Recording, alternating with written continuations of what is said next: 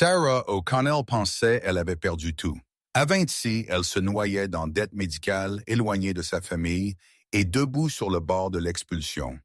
Mais le cours de sa vie entière a changé sur une pluvieuse nuit de mardi à cause d'un sandwich au jambon et une note de 12 $. Elle a regardé le tremblant homme âgé dans le coin, un homme tout le monde autre ignorait, et a fait un choix qui lui coûterait son travail mais lui accorderait d'un héritage qu'elle n'a jamais vu venir. Ils disent aucune bonne action ne reste impunie, mais dans le cas de Sarah, gentillesse n'a pas juste ouvert une porte, elle lui a tendu une clé à un secret enterré pour 40 ans. Ce qu'elle a trouvé à l'intérieur de la boîte de sécurité n'était pas de l'argent. C'était une confession qui déchirerait la ville à part. La pluie à Seattle n'a pas lavé chose propre. Elle a juste fait la saleté sur les fenêtres du l'encre rouillée s'étirer en longues, grises larmes. Sarah O'Connell a essuyé le comptoir pour la 10e fois à cette heure-là, l'odeur de café rance et de graisse de bacon s'accrochant à son uniforme. Ses pieds palpitaient. Elle portait des baskets de seconde main qui étaient une demi-taille trop petite, mais elles étaient les seules qu'elle pouvait se permettre, après avoir payé pour la prescription d'insuline de sa mère ce matin-là. Table 4 a besoin d'un remplissage, Sarah. Arrête de rêvasser. Rick, le gérant, a aboyé depuis la fenêtre de service. Rick était un homme qui semblait suer de l'huile. Il traitait les serveurs comme des pièces interchangeables dans une machine cassée. « J'y suis, Rick », Sarah a dit, gardant sa voix égale. Elle a attrapé la cafetière de décaféiné et s'est dirigée vers l'arrière. Le restaurant était majoritairement vide, sauf pour quelques camionneurs près de la porte et un jeune couple se battant en sifflements chuchotés dans une cabine. Mais dans le coin le plus éloigné, caché dans les ombres d'une enseigne néon clignotante, était assis le vieil homme. Il était entré il y a 20 minutes, traînant les pieds hors de la verse comme un chien errant mouillé. Son manteau était un patchwork de tweed et de laine, mangé par les mythes au coude. Il portait une casquette plate tirée bas sur des yeux qui étaient laiteux avec des cataractes. Il n'avait rien commandé encore. Il était juste assis là, tremblant légèrement, frottant des mains qui étaient violettes de froid. Sarah a approché la table. « Puis-je vous apporter quelque chose de chaud à boire, monsieur? Café? Thé? » L'homme a levé les yeux. Son visage était une carte de lignes profondes et de barbe grise. « Je n'ai pas beaucoup d'argent liquide sur moi, mademoiselle. » Il a râpé. Sa voix sonnait comme des feuilles sèches raclant sur le trottoir. « Juste une tasse d'eau chaude, s'il vous plaît. » Le cœur de Sarah s'est tordu. Il faisait 38 degrés dehors. « C'est bon, » elle a dit doucement, jetant un coup d'œil en arrière pour s'assurer que Rick ne regardait pas. « Le café est offert ce soir. Nous en avons fait trop de toute façon. » Elle n'a pas attendu qu'il proteste. Elle a versé une tasse fumante et l'a placée entre ses mains tremblantes. Il a enroulé ses doigts autour de la céramique comme si c'était une bouée de sauvetage. « Merci, » il a chuchoté. « Vous avez des yeux gentils. Rare dans cette ville. »« Je suis Sarah, » elle a dit. « Avez-vous faim? » L'homme a hésité. Son estomac a donné un gargouillement traître qui était audible même par-dessus le bourdonnement du réfrigérateur. Il a baissé les yeux, honteux. « Je ne pourrais pas. » Sandwich fondu jambon fromage avec frites. « C'est le plat du jour. » Sarah a menti. Il n'y avait pas de plat du jour. « C'est à peine 6 $. »« J'ai 5,40 $, l'homme a dit, tirant une poignée de monnaie et de charpie de sa poche. De là le couvre. Sarah a souri. Elle est retournée à la cuisine et a passé la commande. Quand elle a poinçonné le ticket, elle a vu le vrai prix. 12 € à 50 $. Sarah a tiré son propre portefeuille de son tablier. Elle avait 20 $ pour lui durer jusqu'à vendredi. Elle a sorti un 10 et un 5, les a glissés dans la caisse et a imprimé le reçu. « Que faites-vous? » Sarah a sauté. Rick se tenait juste derrière elle, essuyant ses mains sur un chiffon. « Juste en train de corriger une erreur que j'ai faite sur un ticket. » Sarah a bégayé.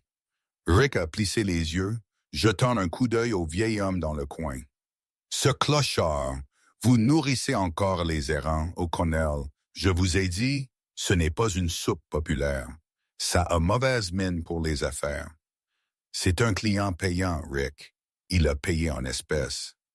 Il ferait mieux d'avoir, Rick a grogné. S'il traîne, foutez-le dehors.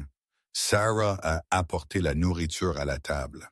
Le vieil homme est mangé avec une dignité qui ne correspondait pas à ses vêtements. Il a utilisé un couteau et une fourchette pour couper le sandwich, mâchant lentement. Quand il a eu fini, il a soigneusement essuyé sa bouche avec la serviette en papier. Sarah est revenue pour débarrasser l'assiette. C'était le meilleur repas que j'ai eu depuis très longtemps, il a dit. Il a fouillé dans sa poche et a sorti un petit objet lourd enveloppé dans un mouchoir sale. Il l'a placé sur la table, avec la pile de pièces qu'il lui avait montrée plus tôt. « Gardez votre argent », Sarah a dit, repoussant les pièces doucement. « Vraiment, vraiment, c'est pris en charge. » L'homme l'a regardé, ses yeux bleus larmoyants, soudainement vifs, lucides. « Vous l'avez payé. Ce n'était pas une question. »« C'est bon, » Sarah a chuchoté. « L'argent est facile à donner quand on l'a. » L'homme a dit, sa voix plus forte maintenant. « Mais vous ne l'avez pas, n'est-ce pas? » « Je vois les trous dans vos chaussures, Sarah. » Il s'est levé, utilisant la table comme levier.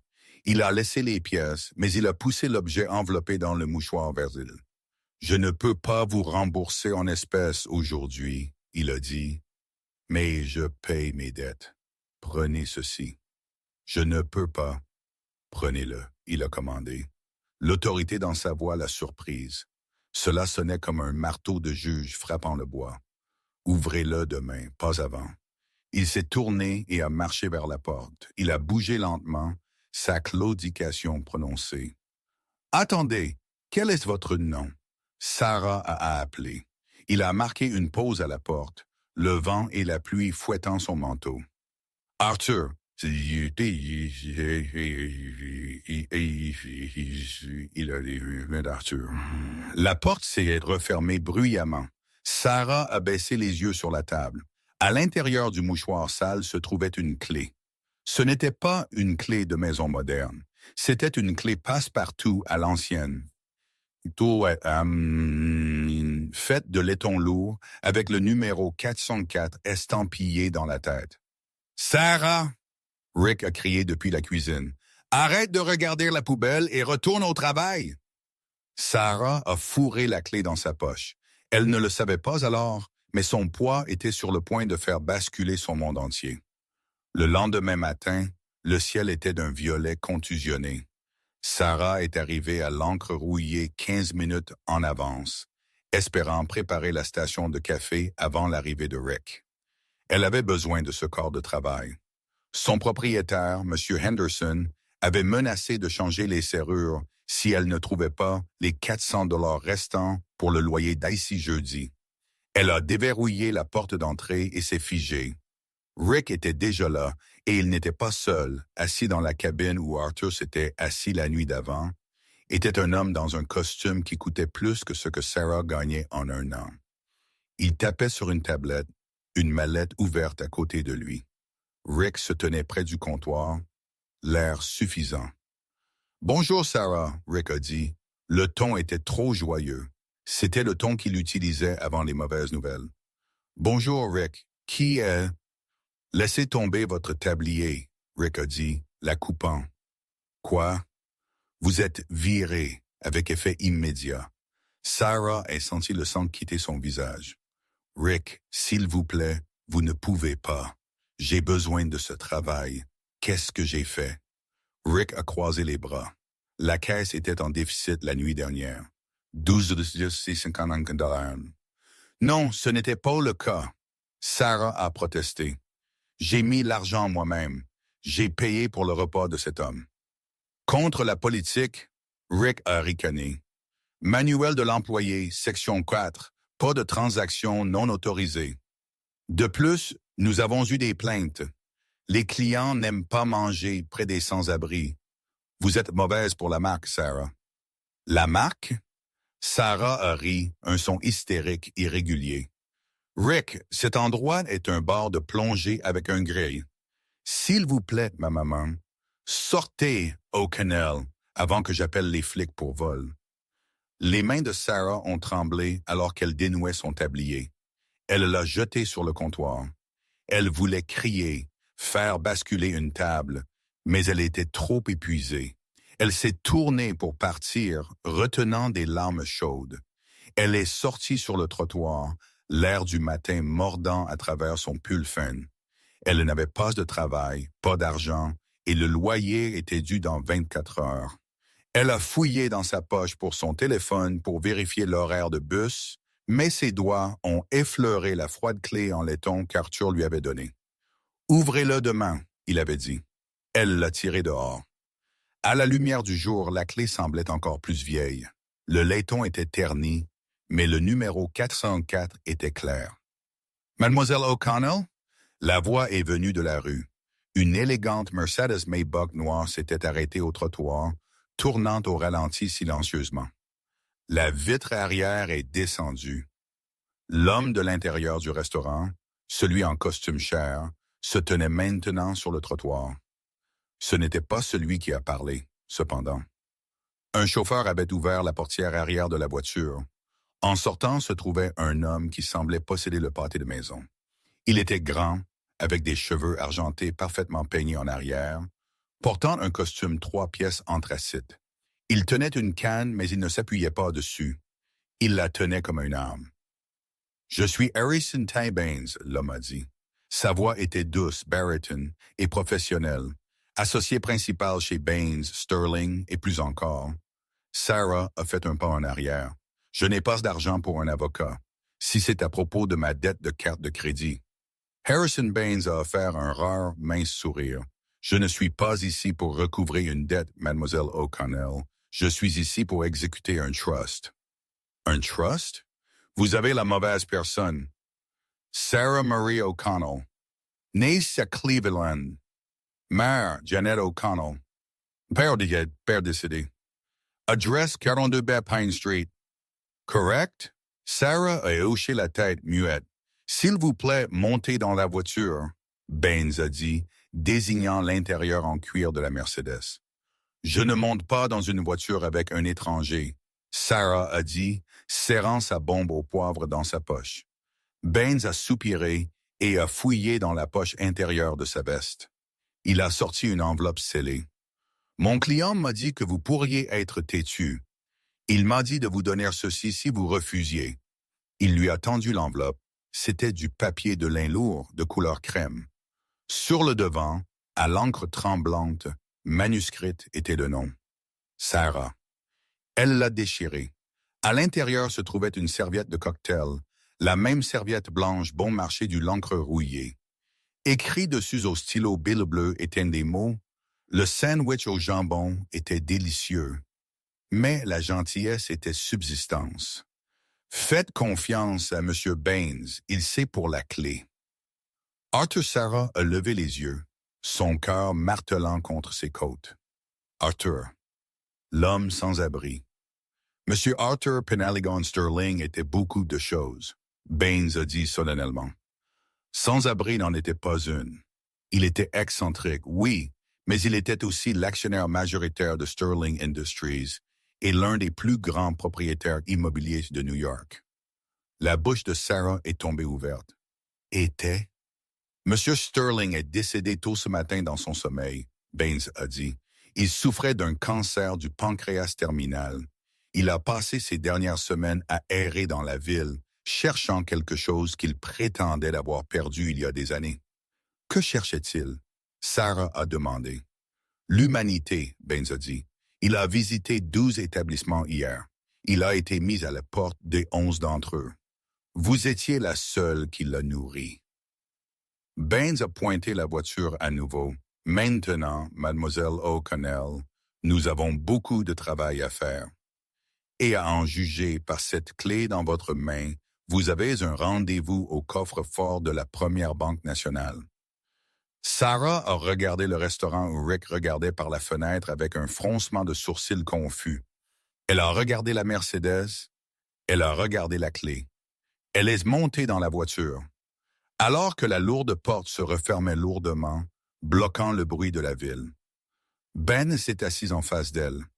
La clé que vous tenez a ouvert le coffre-fort 404. Baines a expliqué alors que la voiture glissait dans la circulation. Mais je dois vous avertir, Sarah. Ce qui est à l'intérieur de cette boîte a été le sujet d'une amère querelle familiale pendant 3 décennies. Le neveu d'Arthur, Brendan Sterling croit que cette boîte lui appartient. Et Brendan est un homme dangereux. Qu'y a-t-il dans la boîte? Sarah a demandé. Baines a ajusté ses boutons de manchette, l'acte de propriété du domaine Sterling et la preuve d'un crime qu'Arthur a couvert pendant 40 ans. En acceptant cette clé, vous n'avez pas juste hérité une fortune, Sarah. Vous avez hérité une guerre. La voiture a tourné un coin, se dirigeant vers le quartier financier. Sarah a serré la clé si fort qu'elle lui a coupé la paume. Elle n'était plus seulement une serveuse. Elle était une cible. La première banque nationale était une forteresse de marbre et de feuilles d'or, une cathédrale à l'argent qui faisait Sarah se sentir plus petite qu'elle n'avait jamais été dans leur restaurant. Ses baskets ont couiné sur le sol poli alors qu'elle marchait aux côtés de Harrison Baines. Des gardes de sécurité ont hoché la tête à Baines. Ils le connaissaient clairement. Monsieur Baines, la directrice de la banque, une femme nommée Madame Galloway, les a salués. Et ce doit être la bénéficiaire. Ses yeux ont jeté un coup d'œil sur le jean usé et le sweat à capuche de Sarah, mais elle n'a rien dit. Nous avons besoin d'accéder au casier 404, Baines a dit, autorisé par l'exécuteur testamentaire du domaine d'Arthur Sterling. Bien sûr, par ici. Ils sont descendus dans les entrailles du bâtiment. L'air est devenu plus frais, sentant le vieux papier et le cuivre. Ils sont passés par une massive porte en acier circulaire qui semblait appartenir à un sous-marin. Madame Galloway les a conduits à un mur de boîte en laiton. Elle a pointé le numéro 404. Vous avez la clé client. La main de Sarah a tremblé alors qu'elle produisait la clé passe-partout en laiton qu'Arthur lui avait donné. Cela ne semblait pas y aller ici. Cela semblait trop vieux, trop primitif pour ce coffre-fort de haute technologie. Mais quand elle l'a glissé dans la serrure, les goupilles ont cliqué avec un bruit sourd-lourd et satisfaisant. Madame Galloway a tourné sa clé maîtresse et la boîte a glissé dehors. « Je vais vous laisser un peu d'intimité », la directrice a dit, se retirant vers la porte. « Allez-y », Baines a dit doucement. Sarah a soulevé le couvercle de la longue boîte métallique. Elle s'attendait à des piles d'argent liquide ou des diamants. Au lieu de cela, il y avait un seul journal relié en cuir, une pile de documents légaux et une photographie. Sarah a d'abord pris la photographie. C'était en noir et blanc, daté de 1985. Cela montrait 2 hommes debout devant un site de construction. L'un était un jeune Arthur Sterling, vibrant. L'autre homme, souriant largement avec son bras autour d'Arthur, était... Sarah a haleté, laissant tomber la photo. « Qu'est-ce que c'est? » Baines a demandé. « C'est mon père, » elle a chuchoté. « C'est mon papa, mais... » Mon papa était juste un charpentier. Il est mort dans un accident de voiture quand j'avais 5 ans. Il ne connaissait pas de milliardaire. Arthur n'était pas un milliardaire alors, Baines a dit. Ils étaient partenaires. Ils ont construit le premier gratte-ciel Sterling ensemble. Sarah a ramassé les documents. Dernier testament et dernières volontés d'Arthur Penelligan Sterling.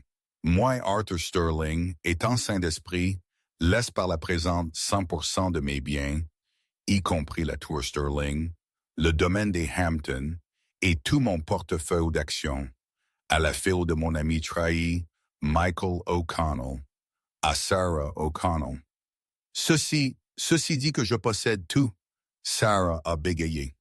Des milliards? Oui, ben mais dit. Baines a dit. Mais lisez la condition en bas. Sarah a plissé les yeux sur les petits caractères. Condition. Sarah O'Connell doit vivre dans le manoir Sterling pendant 30 jours sans être expulsée ou contrainte de partir.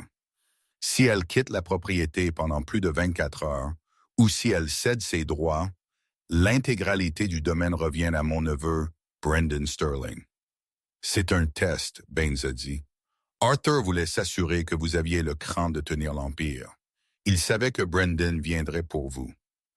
Comme si invoqué par la mention de son nom, la lourde porte en acier du coffre-fort s'est ouverte. Un homme est entré en trombe. Il avait la trentaine, beau d'une manière cruelle et acérée. Il portait un costume italien bleu marine et avait les yeux d'un requin qui sentait le sang. 2 grands gardes de sécurité en uniforme privé, pas de la sécurité de la banque, le flanquaient. Eh bien, l'homme a traîné les mots, sa voix résonnant sur les murs métalliques, le petit cas de charité de l'oncle Arthur. Brendan, Baines a dit, se plaçant devant Sarah. Vous n'avez aucune autorité pour être ici. J'ai toute autorité. Brendan Sterling a craché. Il a levé un morceau de papier. J'ai une ordonnance de curatelle d'Arthur Sterling. Il était sénile. Il a donné une fortune à une serveuse. Tout juge s'en moquera hors du tribunal. Brendan s'est rapproché de Sarah. Il la dominait, sentant le parfum cher et l'agression. « Donnez-moi la boîte, chérie. » Brendan a dit, tendant une main. « Vous êtes dépassé. Prenez un chèque de 10 000 $ et partez. Retournez servir des hamburgers. C'est plus sûr pour vous. » Sarah a regardé Brendan. Elle a regardé Baines qui était tendu, mais prêt à se battre. Elle a pensé à Rick Lavirant. Elle a pensé aux factures médicales impayées de sa mère. Elle a pensé à son père sur la photo, souriant à côté de l'homme qui l'a sauvé la nuit dernière. Quelque chose à l'intérieur de Sarah a craqué. La peur s'est évaporée, remplacée par une colère froide et dure. Elle a claqué la boîte métallique et l'a glissée sous son bras. « C'est des jambons fondus », Sarah a dit, sa voix stable. Brendan a cligné des yeux. « Quoi? J'ai servi des jambons fondus, pas des hamburgers », Sarah a dit. Elle a contourné Baines et a regardé Brendan dans les yeux. « Et je ne prends pas votre chèque. Dégagez de mon chemin. » Brendan a ri, un son sombre, menaçant. « Vous pensez que vous pouvez juste sortir d'ici avec mon héritage? » « Ce n'est pas le vôtre, » Sarah a dit, serrant la boîte. « Et selon votre oncle, la maison non plus. Je déménage aujourd'hui. » Le sourire de Brendan a disparu. « Vous mettez le pied au manoir Sterling, et je ferai de votre vie un enfer vivant. Les accidents arrivent dans les grandes maisons, Sarah. Les escaliers sont glissants, le câblage vieillit. » Est-ce une menace? Baines a interjeté vivement. « C'est une prévision, » Brendan a ricané. Sarah l'a dépassé en le poussant. Brendan a saisi son bras. Sa prise était douloureuse. « Lâchez, » Sarah a dit. « Ou quoi? » Soudain, la directrice de la banque, Mme Galloway, est apparue avec 2 policiers armés derrière elle. « Monsieur Sterling, » elle a dit fermement, « retirez votre main de ma cliente ou vous serez arrêté pour agression dans un bâtiment fédéral. » Brendan l'a relâché, lissant sa veste de costume. Il s'est penché près de l'oreille de Sarah. « Profitez de la maison, Sarah, » il a chuchoté. « Ne dormez pas trop profondément. » Le trajet vers le manoir Sterling a pris 40 minutes, s'éloignant du bruit de la ville dans le silence du quartier de la vieille richesse.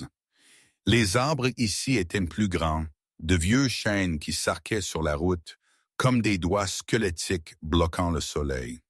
Harrison Baines a manœuvré la lourde Mercedes à travers des portes en fer qui étaient rouillées fermées, mais dont j'ai mis ouvertes automatiquement à l'approche de la voiture. Le personnel a été informé de votre arrivée, Baines a dit, brisant le silence. Mais rappelez-vous, Sarah, la plupart d'entre eux ont travaillé pour la famille Sterling pendant 20 ans. Il répondait à Brendan jusqu'à ce matin. La loyauté est une monnaie délicate. Sarah a regardé par la fenêtre. Le manoir Sterling était une monstruosité de pierres grises, de tourelles et de lierre. Cela ressemblait moins à une maison et plus à un mausolée attendant de nouveaux corps. « Je n'appartiens pas ici, » Sarah a chuchoté. « Vous possédez ici, » Baines a corrigé. « N'oubliez jamais cela. La possession est les 9/10 de la loi, mais la confiance est l'autre 10e qui la fait tenir. » La voiture s'est arrêtée. Ben l'a aidé à sortir, sa présence le seul ancrage dans une mer d'incertitude. Attendant sur les marches d'entrée était une femme qui semblait avoir été sculptée dans la même pierre grise que la maison. Elle portait une robe noire sévère, ses cheveux tirés en un chignon serré qui tirait sur ses yeux. « Madame Higgins », Baines a hoché la tête. « Voici Sarah O'Connell, la nouvelle propriétaire. » Madame Higgins n'a pas fait la révérence. Elle n'a pas souri. Elle a à peine cligné des yeux. Madame Baines, nous n'attendions pas un changement de direction si brusquement. Monsieur Brandon a appelé. Il est plutôt en détresse. Monsieur Brandon n'est plus votre employeur, Madame Higgins. Sarah l'est. L'aile est est-elle préparée? La suite bleue est prête, Madame Higgins a dit, sa voix dépourvue de chaleur. Elle a tourné son regard vers Sarah. C'était un regard de pure évaluation et il a trouvé Sarah manquante. Le dîner est à 7 heures. Nous nous habillons pour le dîner au manoir Sterling. Je n'ai pas apporté de vêtements, Sarah a dit, serrant son cardigan plus fort. Je vois, Madame Higgins a dit, les deux mots dégoulinants de jugement. Je vais voir si nous pouvons trouver quelque chose dans le grenier, quelque chose de la pile de dons. Sarah a senti son visage brûler, mais elle a levé le menton. Merci, Madame Higgins, ce ne sera pas nécessaire. Je mangerai dans ce que je porte. Baines a conduit Sarah au grand foyer. Je dois retourner au cabinet pour déposer les documents d'homologation avant la fermeture des tribunaux. Si je ne le fais pas, Brandon déposera une injonction pour vous interdire l'accès d'ici le matin. La panique a éclaté dans la poitrine de Sarah. Vous me laissez ici, seul, avec eux? Baines lui a tendu un petit téléphone portable prépayé. Mon numéro personnel est programmé ici. N'utilisez pas les lignes fixes. Je soupçonne qu'elles sont sur écoute. Verrouillez votre porte. Je serai de retour à 8 heures du matin. Survivez la nuit, Sarah. C'est la condition. Baines est parti. La lourde porte en chêne s'est refermée lourdement, le son résonnant à travers le hall caverneux. Sarah était seule. L'après-midi a passé dans un flou d'hostilité. Le personnel l'ignorait ou chuchotait quand elle passait. Quand elle a demandé un verre d'eau, la femme de chambre a claqué le verre si fort, l'eau a éclaboussé sur la table. À 7 heures du soir, Sarah était assise seule à une table de salle à manger, assez longue pour asseoir 30 personnes. Elle a mangé un bol de soupe tiède. Madame Higgins la regardait depuis les ombres de l'embrasure de la cuisine, comme un faucon regardant une souris des champs. À 9 heures du soir, Sarah ne pouvait plus supporter l'atmosphère oppressive. Elle s'est retirée dans la suite bleue au 2e étage. C'était une belle pièce, remplie de meubles, un velours antique et d'un lit à baldaquin. Mais il faisait glacial. « Madame Higgins ?» Sarah a appelé dans le couloir. Le chauffage ne semble pas fonctionner. Il n'y a pas eu de réponse. Le couloir était sombre. Sarah est retournée dans la pièce et a frissonné. Il y avait une grande cheminée à gaz dans le coin. Elle a décidé de l'allumer. Elle s'est agenouillée sur le tapis, atteignant les commandes.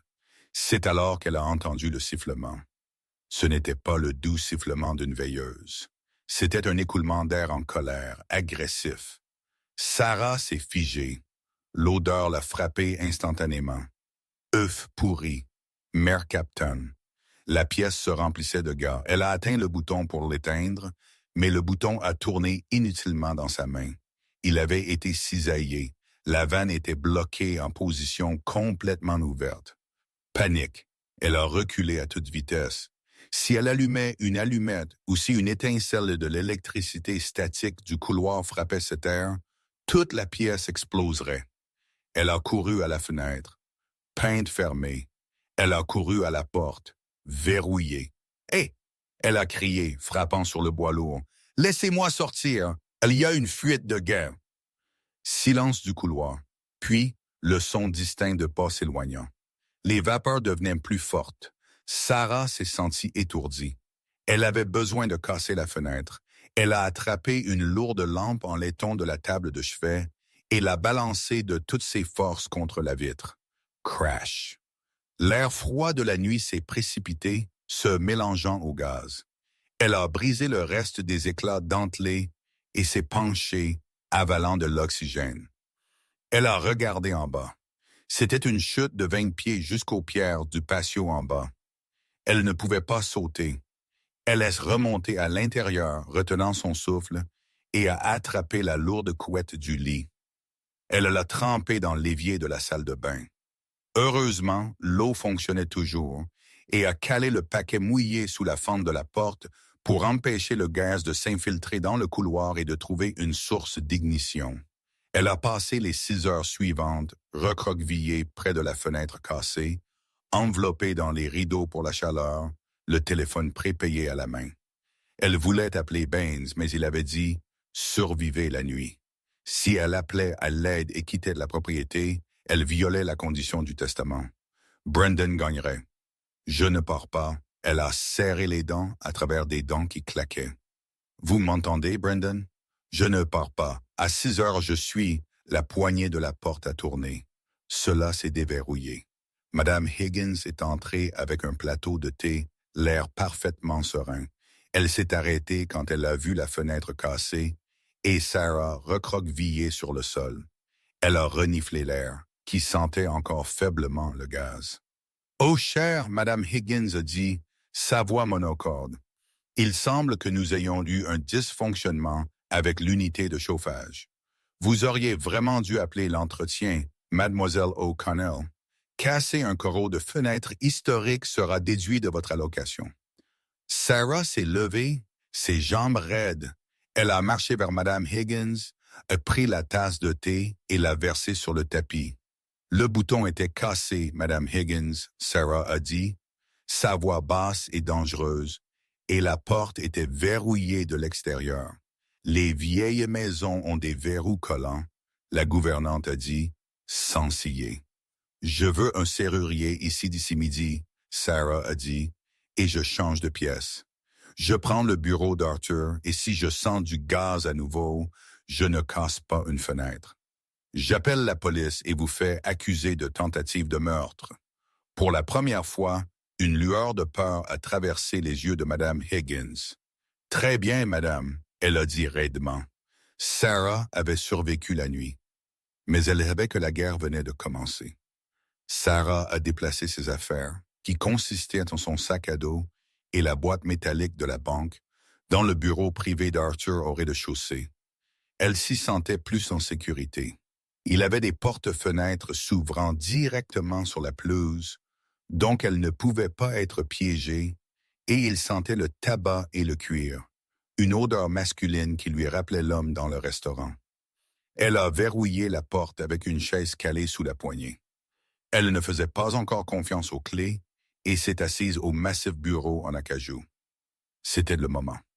Elle a ouvert la boîte métallique à nouveau. Elle a contourné les documents légaux et la photo de son père. Elle a atteint le journal relié en cuir. La couverture était usée, le cuir craqué par l'âge. Sur la première page, en écriture élégante et cursive, était écrit « Les confessions d'Arthur Sterling ». Sarah a commencé à lire. 14 octobre 1965. Nous l'avons fait. Michael a craqué le code. Le système d'injection de carburant qu'il a conçu n'est pas juste une amélioration. C'est une révolution. Il l'appelle la valve O'Connell. Je lui ai dit qu'il avait besoin d'un nom plus accrocheur. Il a ri et a dit qu'il voulait juste que cela paye pour une maison avec un jardin pour sa petite fille. Sarah, c'est un homme bon. Mieux que moi. Je regarde les plans et je vois des millions. Il les regarde et il voit la sécurité. Les yeux de Sarah se sont embués. Son père. Il avait été un génie. Sa mère avait toujours dit qu'il était doué de ses mains, mais elle n'avait jamais mentionné cela. Elle a tourné les pages, parcourant des mois d'entrée détaillant leur partenariat. Ils étaient heureux. Ils construisaient un prototype. Puis le ton a changé. 2 février 1986. Les investisseurs tournent en rond. Ils veulent le brevet, mais ils ne veulent pas McCall. Ils disent qu'il est un col bleu personne. Ils veulent un visage pour l'entreprise. Ils me veulent. Mon frère Richard me pousse. Il dit que nous devons écarter McCall. Richard dit que les affaires sont la guerre. Je lui ai dit non. Michael est mon partenaire. La prise de Sarah sur le livre s'est resserrée. Richard, c'était le père de Brendan. 15 mars 1986. Je suis un lâche. Dieu m'aide. Je suis un lâche. Richard a rédigé les papiers. J'ai dit à Michael que c'était juste une formalité pour garantir le prêt bancaire. Je lui ai dit qu'il devait céder temporairement les droits de brevet à la société holding. Il m'a fait confiance. Il a signé. Il n'a pas lu les petits caractères. Je l'ai volé. J'ai volé le travail de sa vie. Sarah s'est sentie malade. La trahison était assez grave, mais elle savait comment l'histoire se terminait. Son père est mort dans un accident de voiture 2 mois plus tard. Elle a feuilleté en avant frénétiquement, cherchant la date de la mort de son père. Mai 1986, 22 mai 1986. Je ne peux pas respirer. Michael est mort. La police dit qu'il a perdu le contrôle sur la route du canyon. Panne de frein, un accident. Mais je sais, Richard souriait aux funérailles. Il m'a dit, les derniers détails sont réglés, Artie. Maintenant, nous construisons l'Empire. J'ai vérifié le registre de l'entreprise. Sarah. 2 jours avant que Michael ne meure, Richard a payé un mécanicien à Southside 5 000 $ en espèces. Il n'y a pas de facture.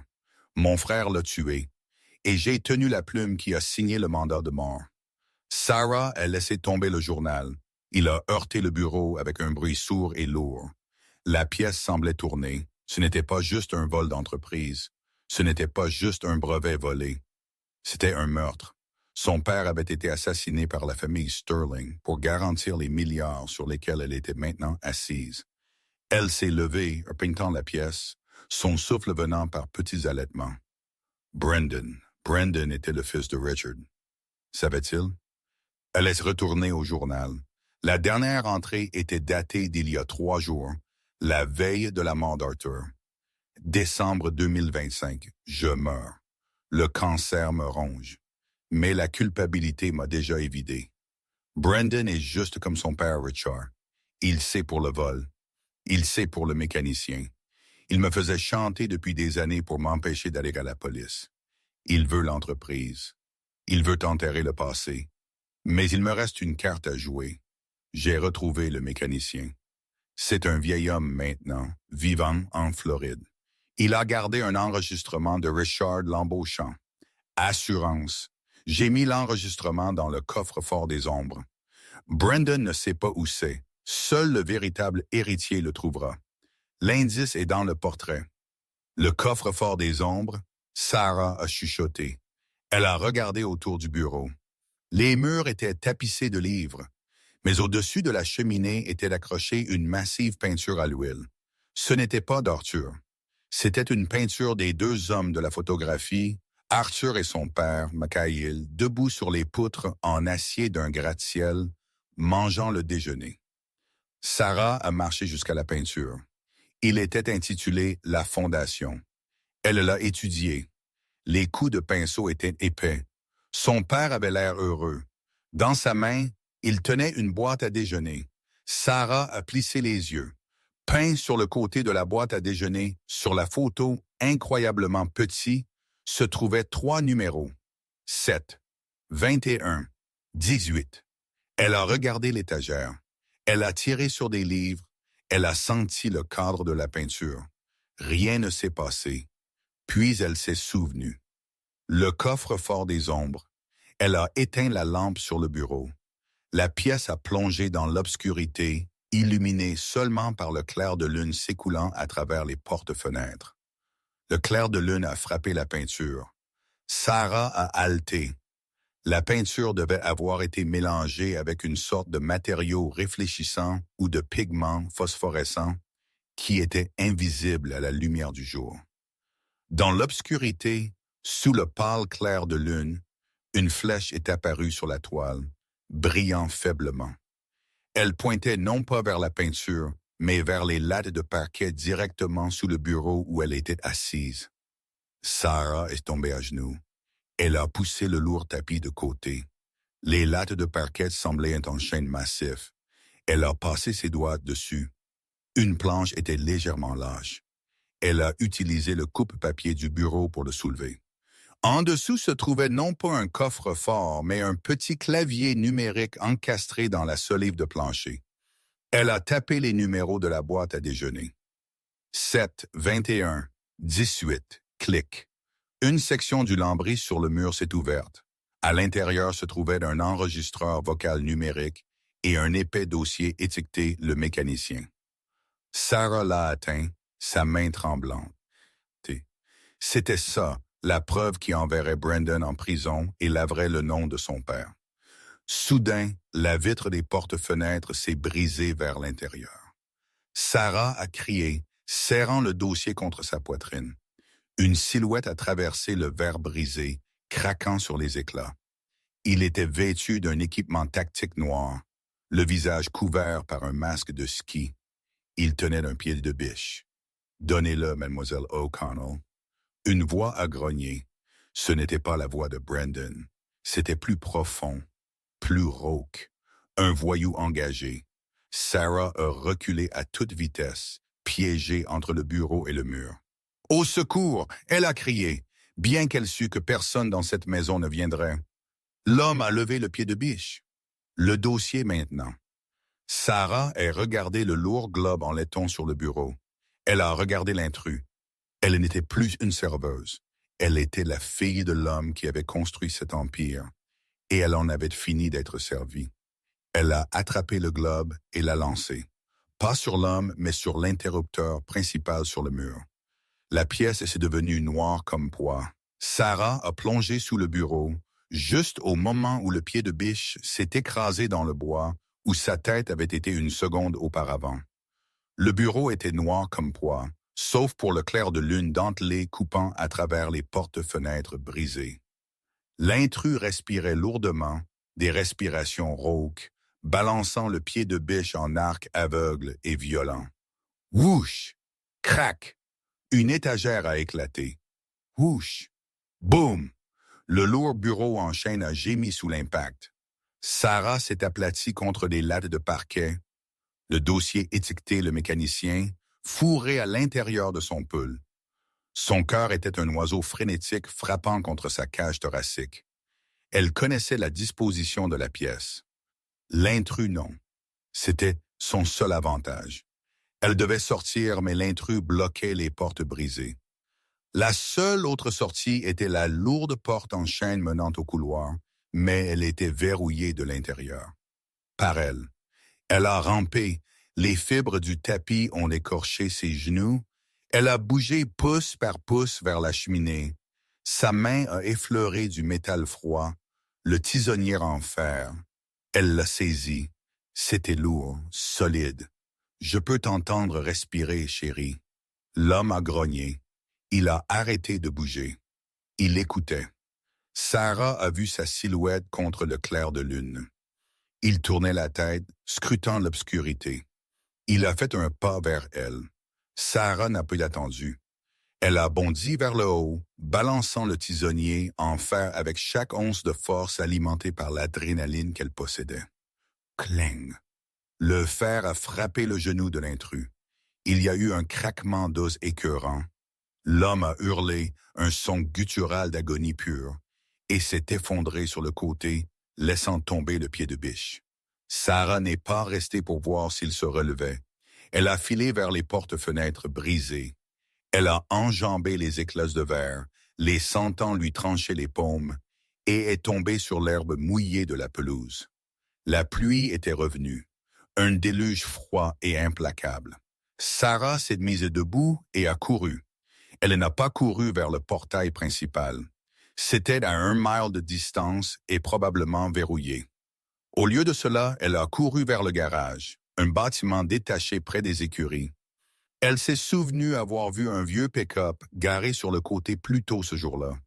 Le camion du gardien. « Attrapez-la! » Une voix a crié de la maison. Sarah a jeté un coup d'œil en arrière. Les lumières s'allumaient dans le manoir.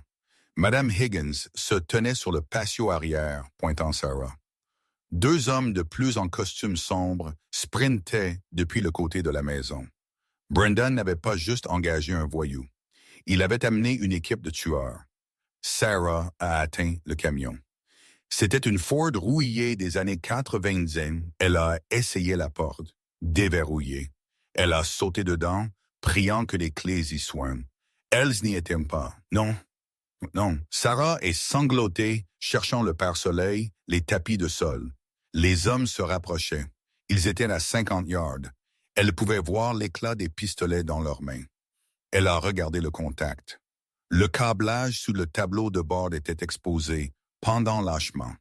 Son père avait été mécanicien avant d'être inventeur. Il lui avait appris des choses, rouge à rouge. Mettre à la masse le noir. Elle a arraché le boîtier en plastique des fils. Ses mains étaient glissantes de pluie et de sang. Les hommes étaient à 20 yards. Arrêtez! Un a crié. Un coup de feu a fendu l'air, ébréchant le rétroviseur latéral. Sarah a tordu les fils. Des étincelles ont volé. Le moteur a toussé, crachoté et rugi à la vie. Elle a claqué le levier de vitesse en marche arrière et a écrasé l'accélérateur. Le camion a reculé, les pneus patinant dans la boue avant de trouver de la traction. Elle a heurté l'un des hommes en courant avec le garde-boue arrière, le faisant tomber dans un rosier. Elle a passé la marche avant et a mis la pédale au plancher. Le camion a fait la queue de poisson à travers la pelouse manucurée, arrachant du gazon et a traversé le portail en treillis en bois qui menait à la route de service. Elle était dehors, mais elle n'était pas en sécurité. Elle a attrapé le téléphone prépayé que Baines lui avait donné. Elle a composé son numéro avec des doigts tremblants. Baines, il a répondu au premier coup. Harrison, c'est Brendan. Il a envoyé des hommes. Ils ont des armes. J'ai la preuve. J'ai tout. Sarah a crié par-dessus le rugissement du moteur. Où êtes-vous? La voix de Baines était d'une netteté de rasoir. Je suis sur la route de service, en direction de l'autoroute. Je suis dans un camion Ford beige. Écoutez-moi, Sarah. Ne vous arrêtez pas. Conduisez jusqu'au 4e commissariat. Je vous y retrouverai. J'appelle le commissaire de police tout de suite. Sarah a vérifié le rétroviseur. Des faisceaux jumeaux de phares au xénon coupaient l'obscurité derrière elle. Un SUV noir, et il gagnait du terrain rapidement. La poursuite était lancée. La route de service était étroite et sinueuse, glissante de pluie. Sarah s'est battue avec le volant. Le vieux camion gémissant alors qu'elle prenait les virages sur 2 roues. Le SUV derrière elle a heurté son pare-choc, lui secouant les dents. Il me percute, Tint. Sarah a crié dans le téléphone.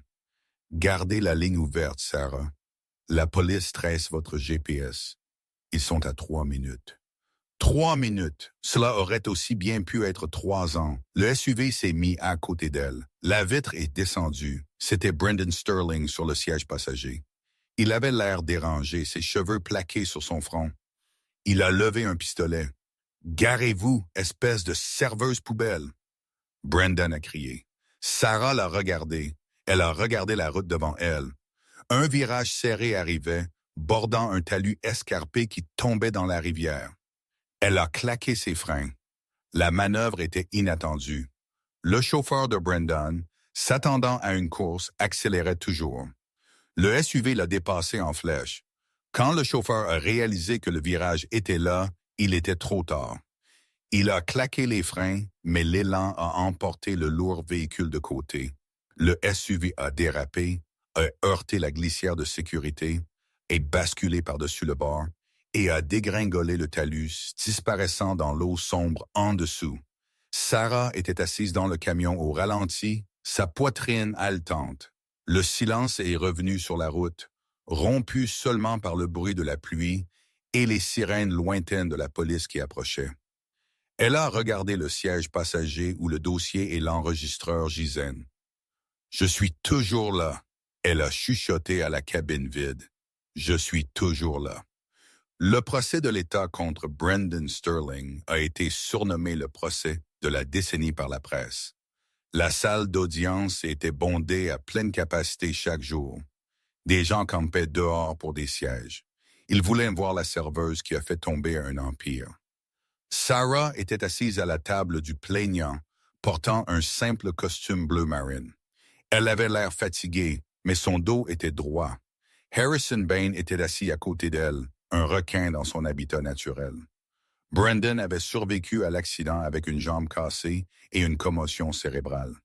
Il était assis à la table de la défense, lançant des regards noirs à Sarah.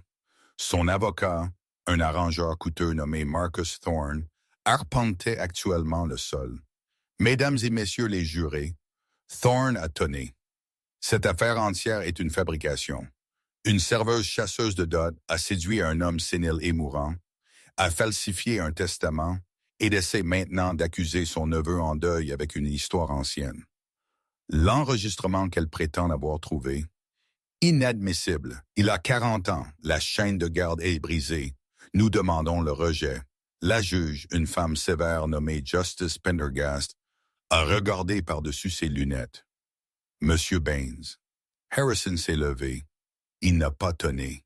Il a parlé avec une précision calme, terrifiante. Votre honneur, la défense prétend que l'enregistrement est une histoire ancienne, mais le crime est actuel. Nous n'accusons pas seulement Brendan Sterling de péché passé.